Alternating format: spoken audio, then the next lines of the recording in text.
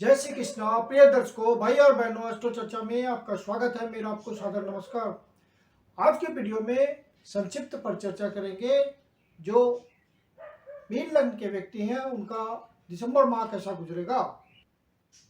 नए दर्शक हैं, यदि आप नए दर्शक हैं तो कैसे पता करें कि आप मीन लग्न के व्यक्ति हैं। तो अपना बर्थ डिटेल्स किसी अच्छे एस्ट्रो के सॉफ्टवेयर में डालें। जो लग्न कुंडली बनकर आती है, जिसको D1 चार्ट भी कहते हैं, उसके यदि प्रथम भाव में 12 नंबर लिखा हो तो आप मीन लग्न के व्यक्ति हुए। ये आपकी कुंडली है और ये प्रथम भाव है, इसमें 12 नंबर लिखा हुआ है। तो ये मीन लग्न की कुंडली को इंडिकेट करता है, अर्थात पारसी असेंडेंट को इंडिकेट करता है। 1 दिसंबर को जो गोचरीय परिस्थितियां हैं वो आपकी कुंडली पे मैंने लगाया हुआ है और दिसंबर माह में होने वाले जो महत्वपूर्ण गोचरीय परिवर्तन है उसको डिस्प्ले किया हुआ है। जब भी कोई ग्रह राशि परिवर्तन करता है तो अपना विशेष रिजल्ट देने को इच्छुक होता है और आपके ओरिजिनल नटल चार्ट में कोई विशेष सुटेबल ग्रह की महादशा अंतदशा चल रही हो और अन्य ग्रह उसको गोचर में टैली कर देते हैं तो आपको रिजल्ट का अनुभव हो जाता है। आगे बढ़ने से पहले आप अपने चैनल एस्ट्रो चर्चा को सब्सक्राइब कर लें यदि पहली बार देख रहे हैं या अभी तक नहीं किया हो, और यदि वीडियो अच्छा लगता है तो इसको लाइक करें और अपने परिचित जनों को शेयर भी करें। आपके लग्नेश हुए गुरु महाराज जो ऑलरेडी आपके लग्न पे गोचर कर रहे हैं और अपनी राशि में गोचर कर रहे हैं, तो गुरु महाराज का लग्न पे गोचर करना बहुत सारे दोषों का निराकरण कर देता है और स्थिति आपके फेवर में बनाए रखते हैं गुरु महाराज। तो गुरु महाराज अपनी 5वीं दृष्टि से आपके पंचम भाव को ब्लेसिंग दे रहे हैं और पंचम भाव के कारक भी होते हैं। तो पंचम भाव का अच्छा रिजल्ट आपके लिए आएगा और फिर नवम भाव को ब्लेसिंग दे रहे हैं 9वीं दृष्टि से। तो नवम भाव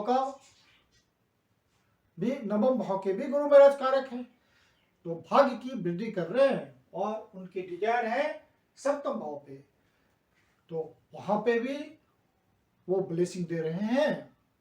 तो गुरु महाराज का ऑलरेडी बहुत बढ़िया गोचर हो रहा है। चंद्र महाराज प्रथम भाव से ही अपना गोचर प्रारंभ कर रहे हैं, तो वहां पे गज केसरी योग बन रहा है आपके लग्न पे ही। इसका मतलब है कि दिसंबर का महीना आपके लिए बहुत शुभ गुजरेगा। यदि आपके ओरिजिनल नटल चार्ट में कोई एडवर्स कंडीशन ना हो, विपरीत परिस्थितियां ना हो, तो ये महीना सुखद है आपके लिए। आपके भाग्य भाव में शुक्र महाराज, सूर्य महाराज, बुध महाराज 3 ग्रहों का गोचर है और मंगल महाराज की 3य भाव से 7वीं दृष्टि है, डिजायर है और गुरु महाराज की ब्लेसिंग है। तो 9वां भाव बहुत एक्टिव हुआ पड़ा है इस महीने में और आपको भाग्य में वृद्धि होनी तय है। भाग्य के सहारे आपके कर्म सुदृढ़ होंगे और कर्म क्षेत्र में आपको पॉजिटिव बातें अनुभव होगी। मंगल महाराज 3य भाव पे गोचर करते हुए आपको वक्री अवस्था में गोचर कर रहे हैं, तो अतिरिक्त चेष्टा बल उनको मिला हुआ है और साथ में आपके अंदर वो बहुत अधिक उत्साह भर रहे हैं, कॉन्फिडेंस दे रहे हैं। तो आपको 3य भाव का अच्छा रिजल्ट मिलेगा, मतलब आपके पराक्रम में वृद्धि कर रहे हैं। मंगल महाराज का 3य भाव पे गोचर करना बहुत ही शुभ होता है, तो आपके पराक्रम में वृद्धि और भाग्य में वृद्धि, तो कर्म क्षेत्र में रिजल्ट और साथ में कर्म से धन की प्राप्ति। अनेक अवसर आएंगे धन कमाने के, क्योंकि भाग्य का साथ मिल रहा है। धार्मिक यात्रा के भी अवसर बनेंगे, लंबी यात्रा के अवसर बनेंगे, छोटी यात्रा के अवसर बनेंगे। जो विशेष रूप से ट्रैवलिंग के थ्रू कमाते हैं, चाहे छोटी ट्रैवलिंग हो, बड़ी ट्रैवलिंग हो, कमीशन एजेंट हो, कमीशन के थ्रू कमाते हैं, उन सबको अच्छी तरक्की मिलेगी, धन का बढ़िया आगमन होगा उनके लिए। जो दूसरे के धन का मैनेजमेंट करते हैं उनके लिए अच्छा धन कमाने का अवसर मिलेगा।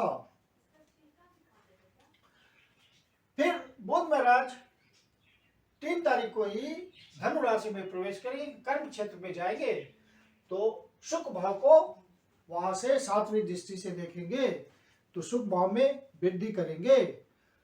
आप कम्युनिकेशन के साधनों पे खर्च कर सकते हैं, जैसे मोबाइल खर्च कर सकते हैं, जैसे कि मोबाइल खरीद सकते हैं और उससे आपको मानसिक सुख की प्राप्ति होगी। तो कम्युनिकेशन के साधनों पे आपका खर्चा हो सकता है और आनंद की अनुभूति होगी आपको। जो व्यापारी वर्ग हैं उनका काम धंधा बढ़ेगा, क्योंकि बुध महाराज कर्म के भाव पे गोचर करेंगे और साथ में बुध महाराज व्यापार के कारक हैं।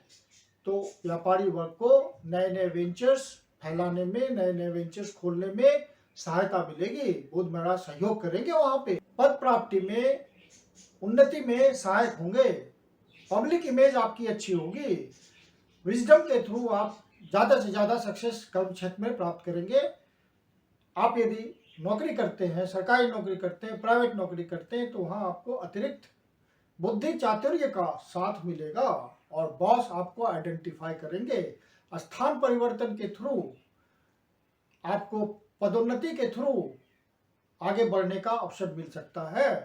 विशेष रूप से प्रमोशन का योग बनता है गोचर में, और यदि आपके ओरिजिनल नाटन चार्ट में कोई फेवरेबल महादशा होगी तो ऐसा संभव है। फिर शुक्र महाराज भी 5 तारीख को दशम भाव पे गोचर करेंगे और आपके तृतीयेश हैं और आपके अष्टमेश हैं। तो कर्म क्षेत्र में आपका परिवर्तन हो सकता है, काम धंधे के तरीके में परिवर्तन हो सकता है और ज्यादा प्रयास कर सकते हैं आप कर्म क्षेत्र में काम को आगे बढ़ाने के लिए। वो तरीका आपके स्टाफ के बीच भी आप कोई मॉडिफिकेशन कर सकते हैं या कोई नया तरीका इजाद कर सकते हैं जिससे आपकी प्रोडक्टिविटी बढ़ जाए। तो ये सब बातें संभावित है इस महीने में। और स्थान परिवर्तन का तो योग पूर्णतः बन रहा है। फिर सूर्य महाराज भी 16 तारीख को धनु राशि में प्रवेश करेंगे और आपके षष्ठेश हैं, तो प्रोफेशन के क्षेत्र में आप ज्यादा संघर्ष कर पाएंगे और संघर्ष के थ्रू रिजल्ट ला पाएंगे। आप कंपटीशन झेल रहे हैं तो वहां पे आपको कर्म क्षेत्र में सफलता मिलेगी, क्योंकि सूर्य महाराज दशम भाव पे गोचर करते हुए डायरेक्शनल स्ट्रेंथ पा लेंगे और वहां पे आपको आगे बढ़ने में सहयोग करेंगे।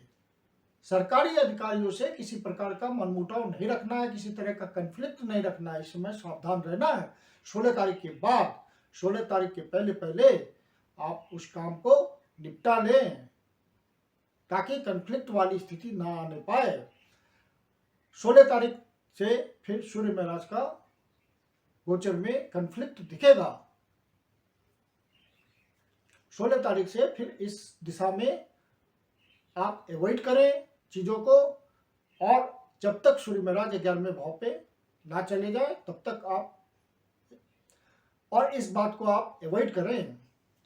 शनि महाराज आपके 11वें भाव पे ऑलरेडी गोचर कर रहे हैं, अपनी राशि में गोचर कर रहे हैं, अपनी राशि में गोचर कर रहे हैं, कर्म की राशि में गोचर कर रहे हैं। तो शनि महाराज का 11वें भाव पे गोचर करना शुभ होता है, धन प्राप्ति की दृष्टि से बहुत ही शुभ है। हालांकि जो शेयर मार्केट के धंधे में हैं, बेट लगाते हैं, लॉटरी खरीदते हैं, गैम्बलिंग करते हैं, उन सब के लिए इस समय, इस माह में कोई रिस्क लेने की जरूरत नहीं है, क्योंकि वहां पे दिक्कत आ सकती है, आपका पैसा फंस सकता है, निगेटिव बातें हो सकती है। तो इस दिशा में सोच समझ करके आपको चलना है। जो लव बर्ड्स हैं उनको भी ध्यान रखना है, किसी तरह का डिफरेंसेस ना आए लव पार्टनर के साथ। आपसी अंडरस्टैंडिंग बना के चलना है, किसी तीसरे व्यक्ति का इंटरफेरेंस ना हो पाए आपके मामले में, इसका भी बहुत ध्यान रखना है। डबल ट्रांजिट आपका पंचम भाव पे लग रहा है, तो पंचम भाव बहुत महत्वपूर्ण हो जा रहा है और अन्य ग्रहों का सहयोग भी है। तो वहां पे आपको संतान प्राप्ति के लिए ये अच्छा समय हो सकता है। और जो विवाहित लोग हैं उनके लिए भी शादी तय करने का बढ़िया समय है। कोई अच्छा रिश्ता मिल सकता है और बात बन सकती है। लाइफ पार्टनर के प्रति कोई डिफरेंसेस नहीं आने की पूरी संभावना है, क्योंकि गुरु महाराज की ब्लेसिंग है। जो भी डिस्कॉर्ड होगा लाइफ पार्टनर के प्रति वो आपका आराम से सुलझ जाएगा। गुरु महाराज की ब्लेसिंग है वहां। और इस माह में यदि आप कोई वाहन चलाते हैं तो ड्राइविंग का ध्यान रखिएगा। किसी तरह का अनावश्यक परेशानी नहीं मोल लेना है ड्राइविंग करते वक्त। राहु महाराज द्वितीय भाव पे गोचर कर रहे हैं और सिमेंटेनियसली केतु महाराज अष्टम भाव पे गोचर कर रहे हैं। तो इस समय तो आपका आध्यात्मिक क्षेत्र में रुचि ज़्यादा बढ़ गई होगी। मिस्टिक साइंस के प्रति आप ज़्यादा रुझान वाले हो गए होंगे। केतु महाराज जब अष्टम भाव पे गोचर करते हैं तो मिस्टिक साइंस के प्रति उत्साह बढ़ता है। मिस्टिक साइंस सीखने की इच्छा बढ़ती है, डीप में जाने की इच्छा बढ़ती है, किसी अननोन चीज को जानने की इच्छा जागृत होती है। और केतु जब अष्टम भाव पे गोचर करते हैं तो स्वास्थ्य संबंधी परेशानी भी देते हैं, तो अपने स्वास्थ्य का ध्यान रखिएगा। केतु जब 8वें भाव पे गोचर करते हैं तो बवासीर की भी समस्या देते हैं, तो इसका भी आपको ध्यान रखना है। और स्वास्थ्य संबंधी परेशानियों से बचने के लिए आप हनुमान जी की उपासना करें, हनुमान जी के मंदिर में जाएं और हनुमान जी की उपासना से किसी भी तरह जुड़े रहें तो आपको फायदा मिलेगा। प्रत्येक सोमवार को शिव जी के मंदिर में जाकर के शिवलिंग का दूध से अभिषेक कीजिए, ओम नमः शिवाय का पाठ कीजिए।